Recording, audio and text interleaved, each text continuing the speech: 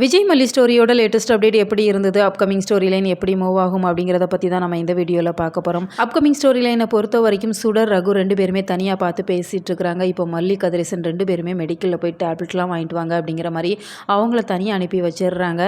ஏன்னா இவங்க 2 பேரும் தனியாக பேசினாங்க அப்படின்னா தான் அந்த சாவி எங்கே போச்சு அப்படிங்கிற விஷயத்தை சுடர்கிட்ட கேட்டு தெரிஞ்சுக்கலாம் அப்படிங்கிற மாதிரி தான் ரகு பிளான் பண்ணியிருக்கிறாங்க. இப்போ 2 பேருமே பேசிகிட்டு இருக்கிறாங்க.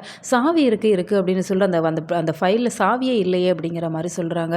இல்லை ரகு, நான் அது உள்ளே தான் வச்சேன், எப்படி மிஸ் ஆச்சுன்னு தெரியலையே அப்படிங்கிற மாதிரி கேட்குறப்ப, நான் அந்த ஃபைலுக்குள்ளே தான் சாவியை வச்சேன் அப்படிங்கிற மாதிரி சுடர் அடித்து சொல்லிட்டு இருக்கிறாங்க. இப்போ அடுத்து என்ன தான் பண்ணலாம், எல்லாமே ஃபெயிலியர் ஆகுதே அப்படிங்கிற மாதிரி ரகு இப்போ கோவப்பட்டுட்டு இருக்கிறாங்க. இப்போ தான் சுடருக்கு ஒரு ஐடியா தோணுது. ஏன்னா கதிரேசன் டெண்டர் விஷயமா தான் இவ்வளோ வேலைகள் பண்ணிட்டு இருக்கிறாங்க. அப்போ கதிரேசனோட பொண்ணை கடத்திட்டா என்ன ஆகும் அப்படிங்கிற மாதிரி கேட்குறாங்க. கதிரேசனோட பொண்ணு அப்படின்னு சொன்னால் யார்? அவங்க தான் ரேணுகா தான் இப்போ நடிச்சிட்டு இருக்கிறாங்க.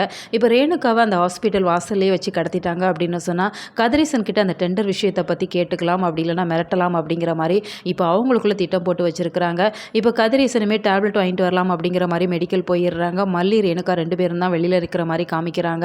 இப்போ அடியாள் வராங்க, கரெக்டாக ரேணுகாவை கையை பிடிச்சி இழுத்து கடத்திட்டு இருக்கிறாங்க. கதிரேசன் இதை பார்த்து பயங்கரமாக ஷாக் ஆகுறாங்க.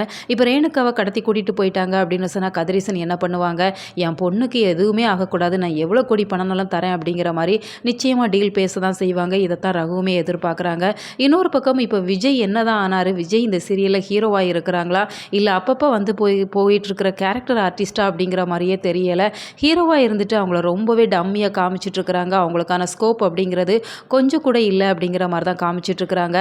அட்லீஸ்ட் இந்த சமயத்துலையாவது ரேணுகாவை காப்பாற்றுற ஒரு ஹீரோ அந்தஸ்தோடு கொண்டு வந்தாங்க அப்படின்னு சொன்னால் ரொம்பவே சூப்பராக இருக்கும். இதை நீங்கள் எப்படி பார்க்குறீங்க, உங்களோட கருத்துக்கள் என்ன அப்படிங்கிறத மறக்காமல் கமெண்ட் பாக்ஸில் தெரியப்படுத்துங்க.